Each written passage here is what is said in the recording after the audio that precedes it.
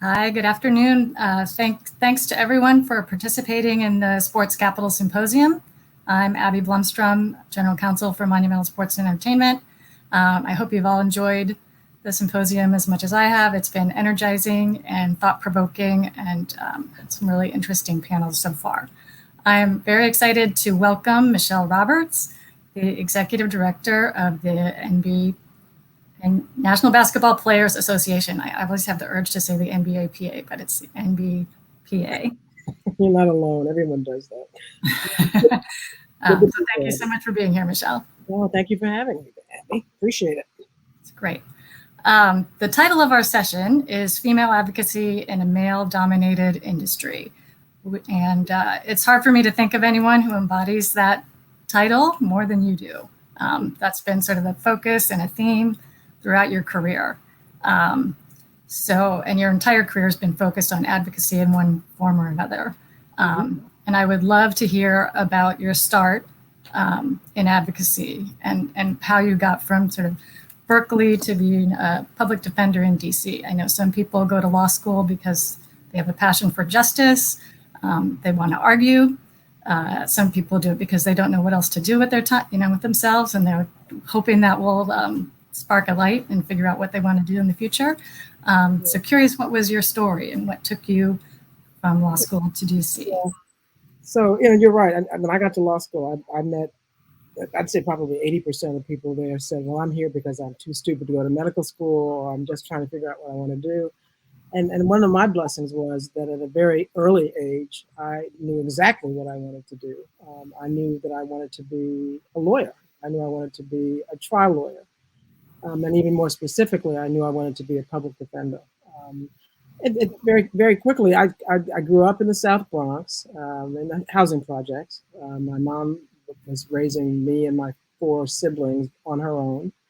My folks had split up, and there wasn't a whole lot to do if you didn't have a whole lot of money. So we didn't have a whole lot of money. And my mother, for some reason, developed this hobby of going to a nearby court building and watching trials and arraignments. I don't know where she got it from, probably because it was cheap.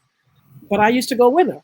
And I thought it was akin to watching a play. And we didn't have Broadway money, so this was going to be it.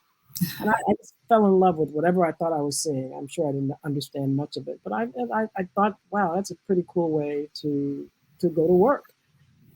So I wanted to be a lawyer, and then I wanted to be a public defender because I did see that if you did not have resources, then you had to get lucky, and that the lawyer appointed to represent you was going to be good. So I said, okay, I'm going to be the best public defender in the world. And so, at the age of 10 or 11, they asked me what I wanted to be when I grew up. I said I want to be a public defender, which got to make people think I was pretty strange back then. But that's what I knew I wanted to do, and went to law school. Was confident I was going to die a public defender because it's my passion, and did that for a long time. But no apologies. After some time, I began to burn out. You're representing people ultimately who there's no death penalty in Washington, D.C., where I was practicing, but people will go to prison for a long, long time if you lost. I was lucky, probably more lucky than good, and so I didn't lose very many, but when I did, it just took a piece of my soul. And so I segued into white collar, frankly, because their sentences weren't that long, and ultimately civil. And finally, commercial litigation.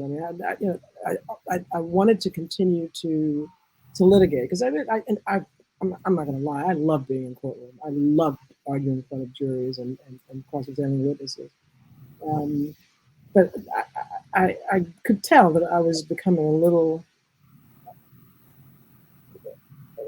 distressed about not having any contact with people. I mean, general counsel are people. No question about it. Yeah, they're people too. But I miss the client contact. And so when I heard about this position, I said, "Wow, that's an interesting client." It turned out to be my bosses. But that's the short story about how I went from soup to nuts and ended up here. Just pivoted. Yeah. Well, I think it sounds like in all of those instances, you sort of rose to the top. You became head of the trial division, I believe, in DC, and then you were a partner in these law firms. And assuming they were fairly male-dominated at the time, unless they're could surprise me. But so I think one question is sort of how did you advocate for yourself, and how did you navigate those arenas, and how did you sort of get to the levels that you did? Yeah. Well, the good news now is that you will walk into a courtroom and you will see women going toe to toe with their male counterparties. I'm not as young as I look. When I started, there weren't very many of us, and most of us were the only women in the room, other than maybe the court reporter. Right? As years went on, you'd see a judge up there, and that would be kind of cool. And we would even have an opponent that was a woman. But when I first started, it was rare that there was another woman, even in the unless she was on the jury as part of the trial team.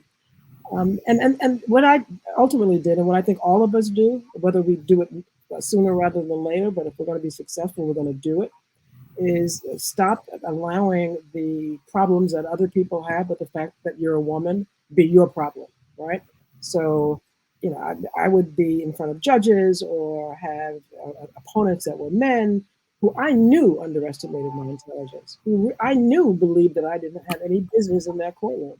And it bothered me initially to no end. I mean, it was a distraction almost, until it occurred to me, you are not going to wake up tomorrow morning as a white male. You are a Black woman. And that is not a burden. That is a blessing. So if they've got a problem with it, that's their problem. What I'm going to do is allow their idiocy to allow them to fall asleep on me, right? And underestimate my skills, right? And maybe not prepare as hard as they would if I were a white guy, right?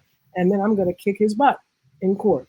And that's kind of what I decided to do, just not allow that problem to be a distraction. I owed it to my clients, and frankly, I owed it to myself.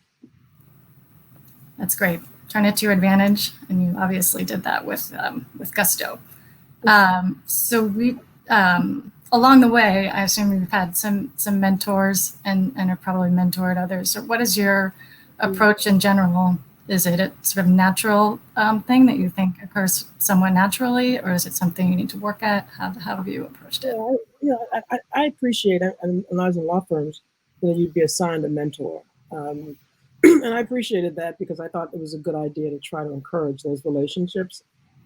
Having said that, there's something about having that develop organically, which for me has been more meaningful. So, I as a young lawyer, began to identify lawyers, and not all of them were women, because frankly, some of the women weren't doing right, that I thought I wanted to emulate. Probably not their personalities, but certainly their trial skills. And so the good news about trial work is you can walk into a courtroom, it's free, and they can't ban you most of the time. So I'd watch lawyers, and they didn't even know they were mentoring me by just doing their jobs. Then I'd frankly, if somebody was kind enough to offer to have a coffee and chat with me and give me tips, I always took someone up on that. Even if I'd wondered about how good they were, that you were willing to talk to me is always helpful. So never turn that down. And then, frankly, asked some people. After I got older, I asked fewer people. But I would, and people do it to me pretty much as well. Do you have time for a coffee? If I don't, I'll say I don't. But if I do, I'm happy to spend 20 minutes having a conversation. Don't think that the mentorship has to be, we're going to meet once a week, we're going to meet once a month. I mean, that level of formality, if you can get it, cool. You're probably not, because people are busy. So I've had mentors that didn't even know they were mentoring me. I mean, again, the nature of my profession was such that they didn't have to know. But there's no excuse for not finding help, because I'm going to go to my grave believing this. There are people that want to be of assistance, but sometimes you have to just ask them. Yeah, and sometimes be a little persistent too, because sometimes people get a lot of emails and a lot of phone calls, and it's not easy to respond to all of them. Yeah. That's for sure. Mm-hmm. And so through this, you've made a lot of successful transitions. How have you sort of done that. You moved from, especially in this most recent change, from the law firm to the Players Association. How did you? What I've done, and what I encourage people to not be afraid of, is even though I started out my professional life saying I'm going to die a public defender, this is it. There's no guilt about suddenly discovering if it happens. Some people don't. I know people that have been PDs, public defenders, for 40 years, and they claim, and I believe it, that they're as happy as the day they started. But there's no shame in determining that you're becoming less interested in what you do. I mean, you know, when I stopped being a public defender, I didn't stop being a lawyer, but I found that I had an interest in other areas of the practice, blue collar. And mind you, I don't think I was ever more professionally satisfied than I was when I was a public defender. I just began to realize that I couldn't cry for 5 days after a conviction. I mean, I couldn't do it anymore. So no shame in saying, okay, I want to do something different. And I started when I stopped having interest in criminal altogether. I didn't feel guilty about wanting to do civil litigation. I was doing claimants work for a while, and then I noticed that I wanted to do defense work. So, I mean, for me, I've not ever felt that I needed to make a decision and stick to it forever. That's the beauty of being able to live more than 40, 50, 60 years. You can do other things. And so I always tell young people this: don't be so worried about your first job. Like, oh my God, how do I know this is what I want to do? You may not want to do it, but the good news is you can leave, right? You can change your mind. You can find something else that you want to do, but don't sweat it, figuring out that this decision is going to be life altering. It's not.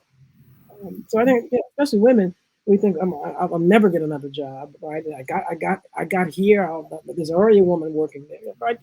Cut it out. This is not a dress rehearsal. I don't want to at the end of my days say woulda, shoulda, coulda.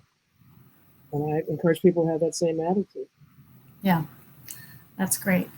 And so when you came in, and back to the transition a little bit, you took on the role of executive director of the NBPA in a period of sort of turmoil at the time. So how did you establish trust with your now clients, who are now bosses, people who have very strong opinions, your bosses, and ideas and desires, and then how did you establish your authority in the role? You're correct. My predecessor sadly was fired by the players after 17 years of service. Was fired, and I don't think it's necessary to go into the whys. But in any event, the players, while they understood that they needed to maintain the union, had determined that they needed to play a larger role in the management of their union. And they were right. I mean, this is their union, and they need to know and help guide its mission. So they reluctantly brought somebody else on, I think. I'd like to think that they were happy with their selection, but they were suspicious of not the process, but whether or not I was going to let them down, as they felt they'd been let down by my predecessor. And then there were some of the players who were just so thoroughly disgusted with the union that, their view was, just call me. I'll call you when I need you. And I wasn't really necessarily put off by that. I think that when you come into an environment where there's been something as explosive as needing to fire the head of the organization, then you have to. It's your job to regain the credibility and the trust of the people that you work for. So and you do that by fulfilling the promises that you made and respecting their rights to manage their own union. It was probably, there were some players who were just embraced me very quickly, but most of them did not. They were agnostic when they were being polite, right? So it probably took about a year and a half before I really felt the guys were warming up to me. There were months I wouldn't hear from a player. Now there's not a day for that, right? It's changed. It changed unbelievably. And if I had thought that I'd ever evolve to this level of trust with the players back in 2014 when I started, I would never have guessed it. Now I have their trust and confidence, and the good news is I've earned it, um, as opposed to it being something that they think they have to give me. Um, I am of the view that our team has created an environment where the players believe that we are solely dedicated to their best interests. And I've done that with every single client I've ever had. They're my bosses now, of course, but that's been what I think what's been necessary for me or any other lawyer to do in order to be successful. Yeah. And how did you build your team? How do you go about finding your staff? What do you look for in the team that you build and the people you work with? It was trial and error. I mean, I used a search firm, and sorry for anyone on the line that works for a search firm, but it's a lot more work than you think it is. You can't simply say, find me 5 bodies. If you do, you're inevitably going to find 5 bodies that aren't going to work out so well.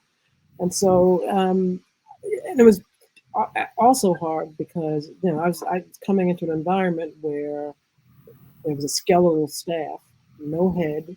There were senior members of the team who had either been fired or quit, and they had not been replaced. So I had to build a management team. And it was I mean, I've got the best management team on the planet right now, right, bar none. But not all of them came in with me. Not all of them started with me. Some of them replaced people that were replaced. But the first and foremost, you can't come in and talk about how you've loved basketball all your life, and you live and die for the Knicks. I mean, I have plenty of fans. 100% agree with that. Yeah.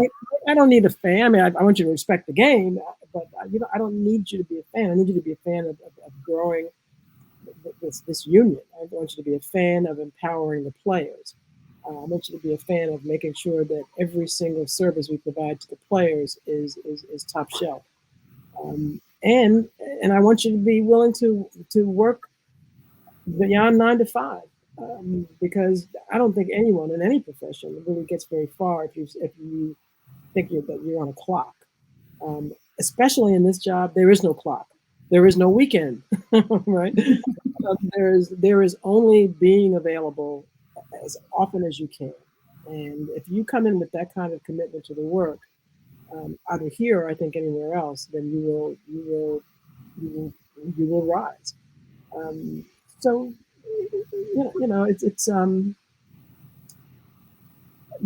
the players. I overheard a player. Well, I was in a meeting with a player over here, and we were talking about another vacancy, not mine, that was going to be filled, and the player said to the third party we were having a meeting with, what I anticipate is I want the same level of service that I got from Michele.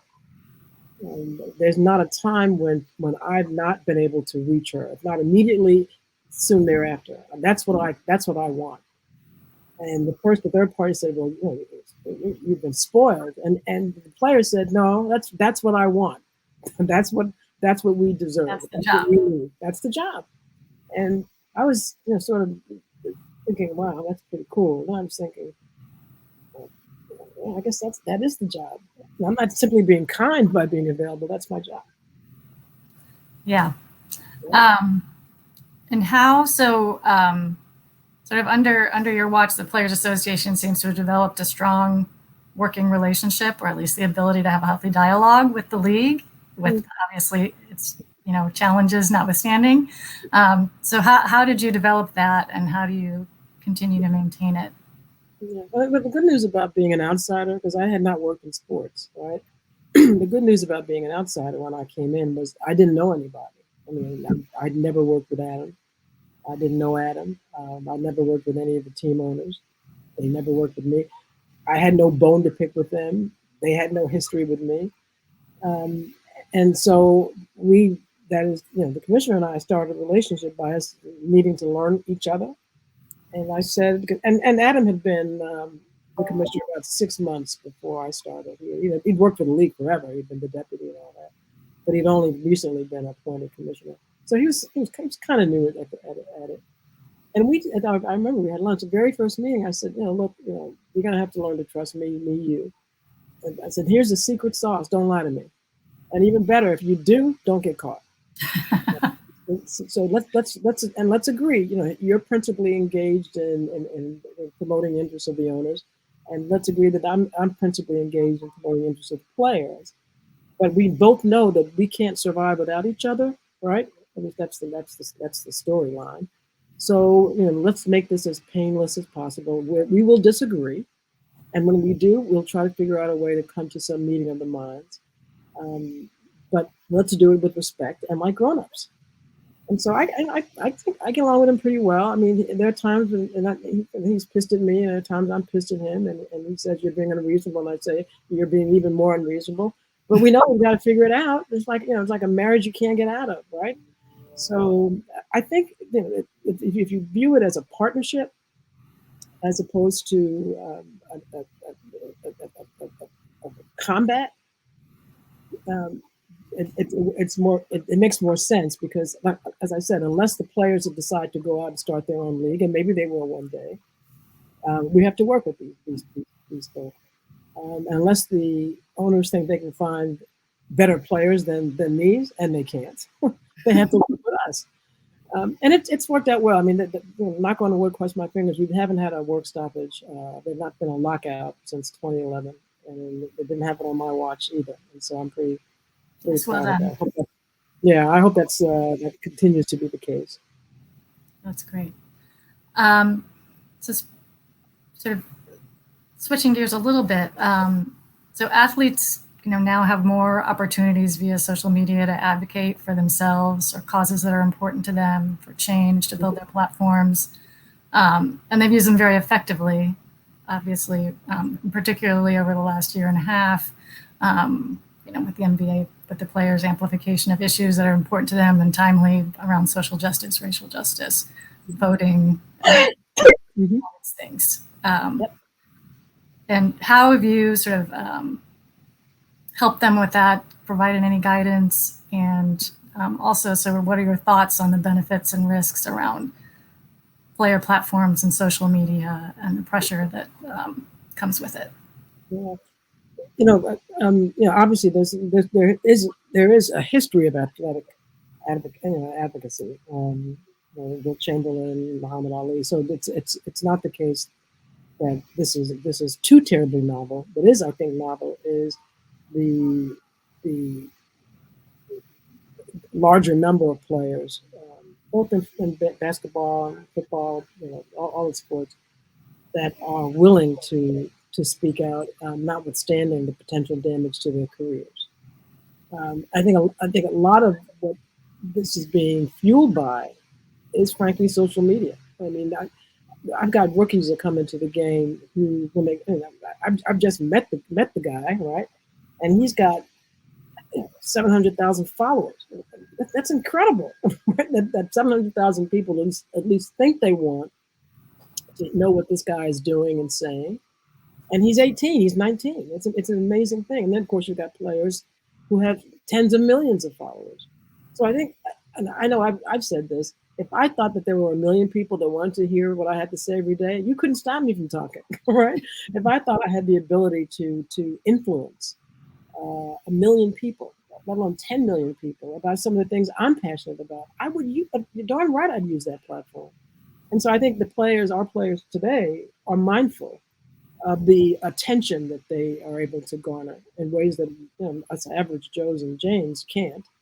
And in my view, are using that platform respectfully. And so when George Floyd, yet another Black man, is killed, their actual passion and anger about that, they're able to express and be heard, and have maybe folks who weren't aware that this was an issue become aware that it's an issue.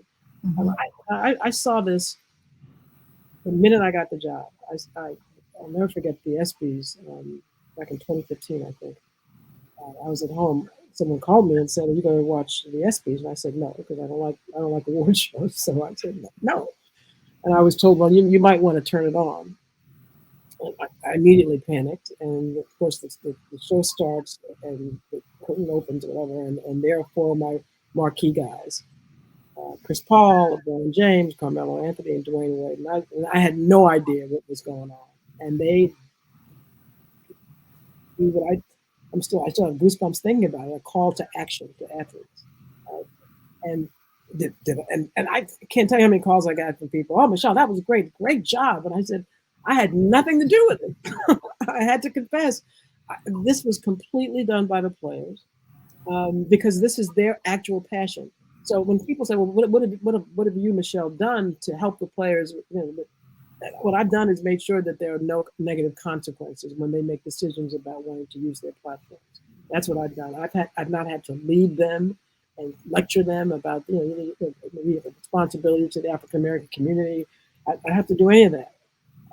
Those that feel the way they feel the way they feel. And again, my job is to make sure that there are no consequences that befall them because of their decision to express themselves.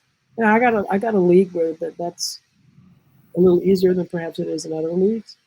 But all I ended up pretty much doing is being incredibly proud. But I'm following. I'm not so much leading. Yeah. Well, it's been great to see. I agree. Do you, and I guess, how do you think the players and the Players Association can continue and maintain momentum around some of those efforts? Is that something that's doing? Yeah, I think the virus has made it tougher. Now that the world or the country is opening up a little bit, that will help. I apologize for the coughing.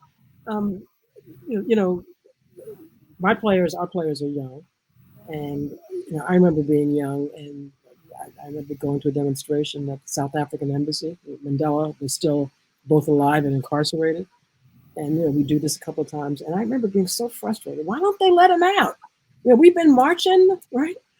And then becoming disillusioned that maybe all of this is for naught. So there's a process where you put your body into something and you think that it's going to make a difference, and it does, and you have to sort of re-energize.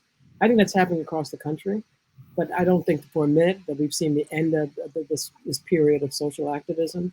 And so and as again, the COVID did some damage in lowering the flames, but these guys, their passion is real, and therefore it's not going to go away. And whenever there's an opportunity, I mean, some of the stuff that they're doing doesn't receive headlines. We do a lot of talkbacks in the community.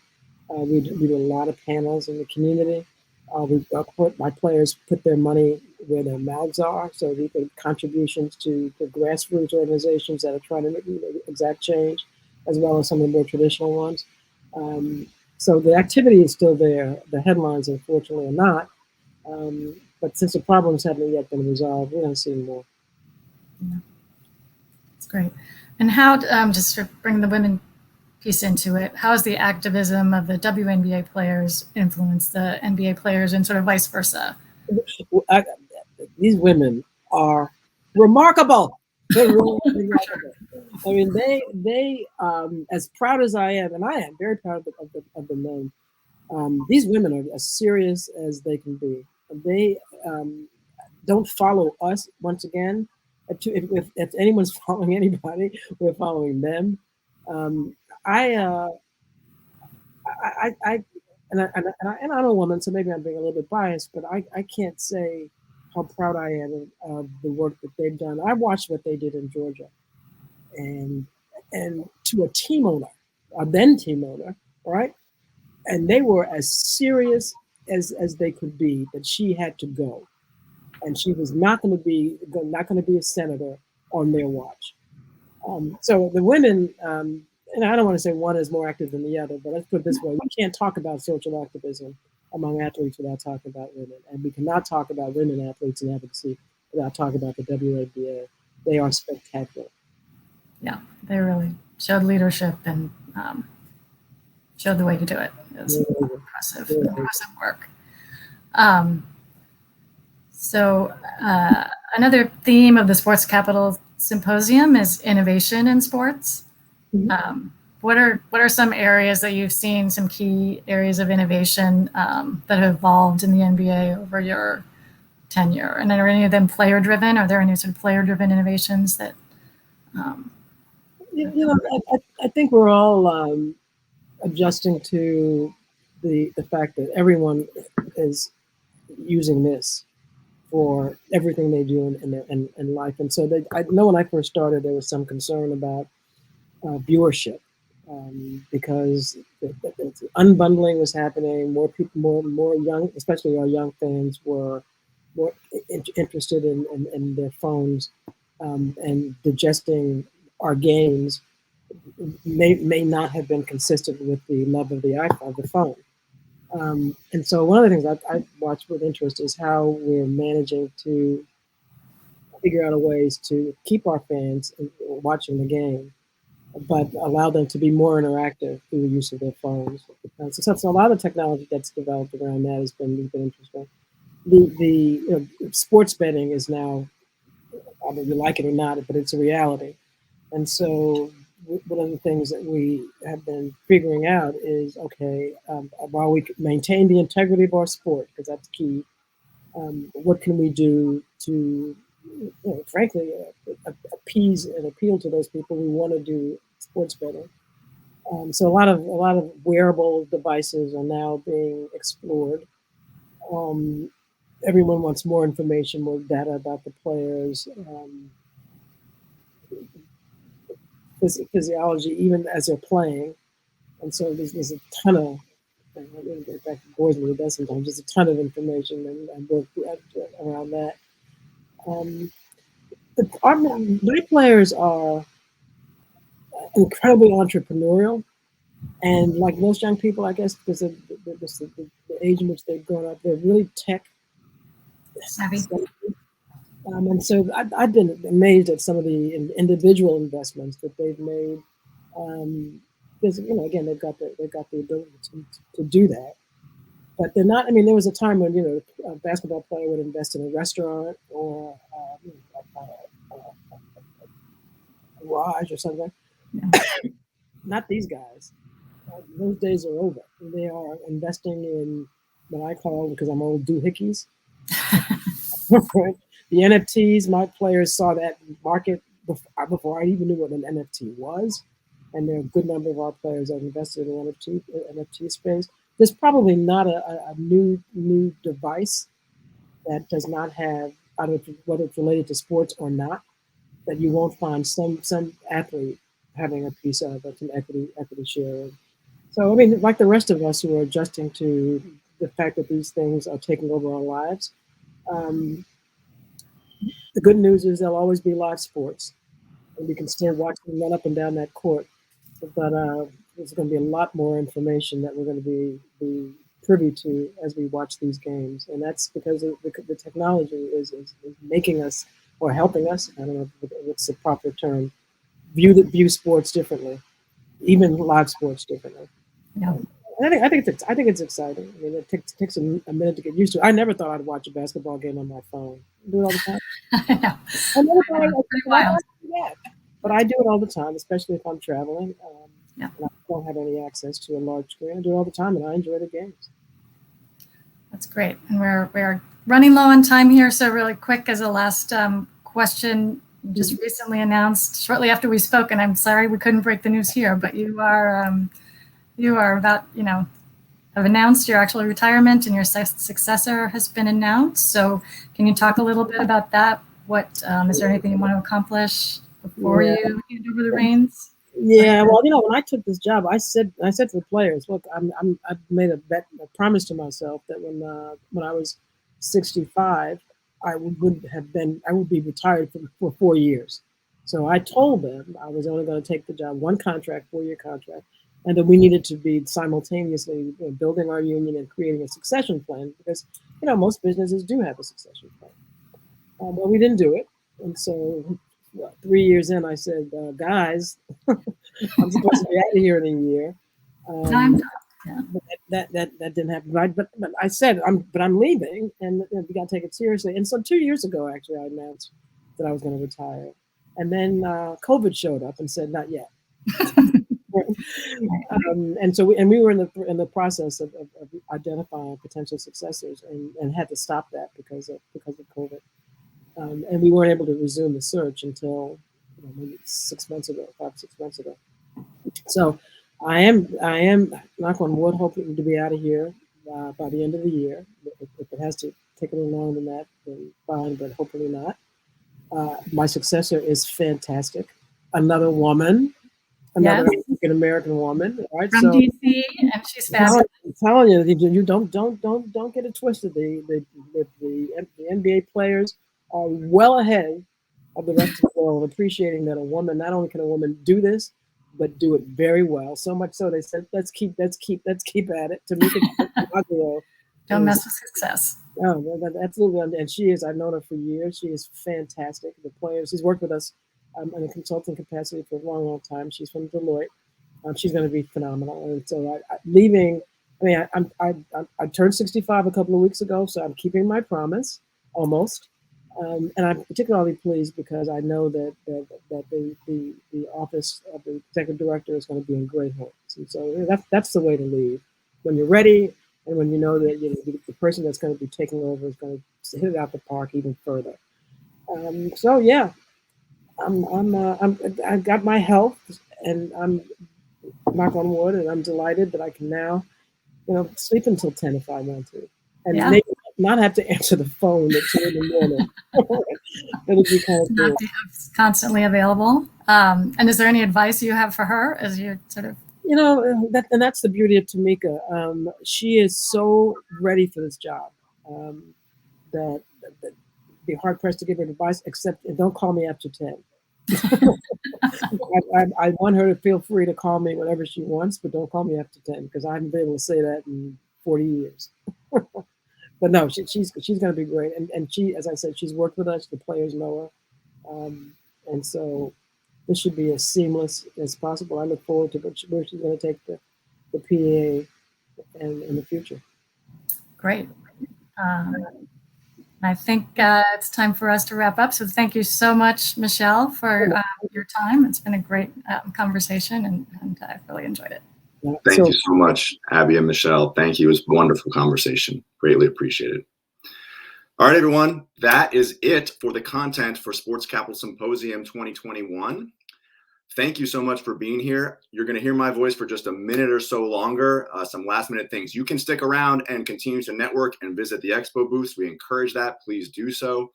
I want to give a very special thank you to the folks at Monumental Sports and Entertainment. Thank you so much. Zach, Lauren, Anu, Adam.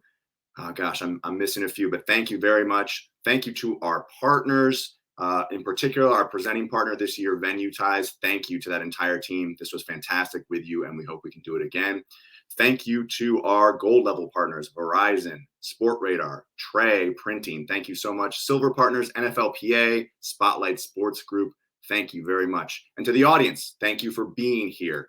Our speakers, we couldn't do it without you, literally. So thank you for taking the time. What a fantastic group. I think it's gotten better every year, and that's tough to say. We had a fantastic symposium last year, and it was even better this year. No offense to those that spoke last year.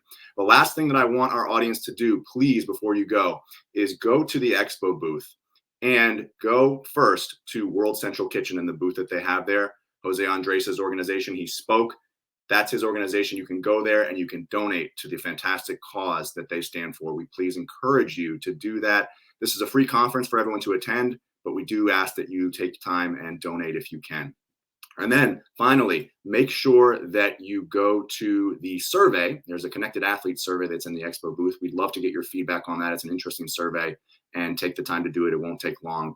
Thanks very much for doing that. That's it. That's all I've got. What's next for Sport Techie? We have another event in November. It is our doubleheader pro day. We're going to focus on venue technology and fan engagement, 2 days back to back, November 17th and 18th. You can go and check that out right now at events.sporttechie.com. Thank you, everyone. Have a great day.